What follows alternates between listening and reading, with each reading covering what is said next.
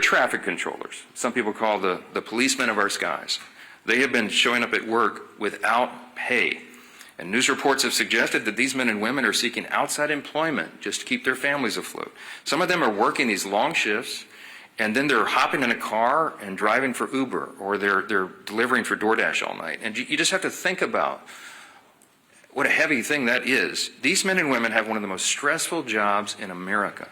They cannot be 99.5% accurate or 99.9% accurate. They have to be 100% accurate 24 hours a day, 7 days a week. And now they're being forced to work longer hours, take on multiple jobs, and maintain the same level of excellence, again, all while Democrats hold their paychecks hostage. This is, Mr. Speaker, that I do think in the Democrat senators' hearts, they want to vote to open the government up. They don't want to hurt the American people. But we've seen they have a radical base, a base that's out of control. And if they vote to open up the government, what's going to happen is they are going to be primaried. They are going to be attacked. Maybe their funding might dry up. And so this shutdown is not about the American people, not about the pain that America experiences because of the shutdown. This is because Democrats are concerned about their own hide.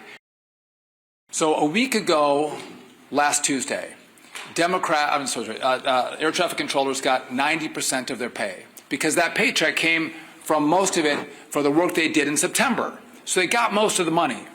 Next Tuesday is the first paycheck that they will not receive for the work that they did in October. And to the Speaker's point, we have air traffic controllers who work more than 5 days a week. They work 6 days a week to make sure they can cover air travel throughout the country.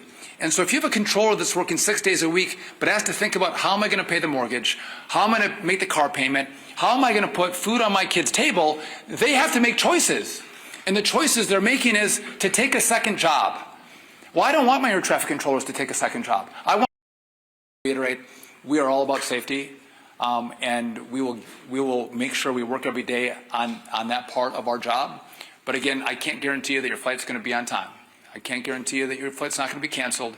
It's going to depend on our air traffic controllers coming in to work every single day. And again, my message to them is, one, thank you for coming and working. We appreciate that. Come to work, even if you don't get a paycheck. We need you to come to work. But if they do not, we'll know whose fault it is. There is not an existing pot of money that could cover the air traffic controllers' salaries right now. And so that is why we have to get the government reopened. Again, every Republican has voted repeatedly to do that very thing, to pay everyone and make all this madness stop.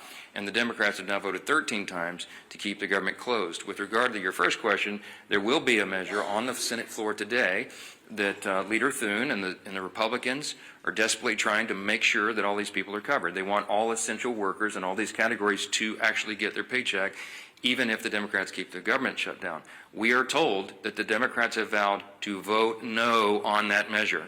So I will tell you that appropriators are working right now, even though we're not on the House floor, and they're preparing the next batch of bills, and there's discussions going on at the leadership level and among appropriators across chambers and across the aisle, because they're serious people that understand we have to do serious work, and so we continue to evaluate it. But our plea today is to the Democrats: please, 5 centrists in the Senate, do the right thing. You know what the right thing is. Play the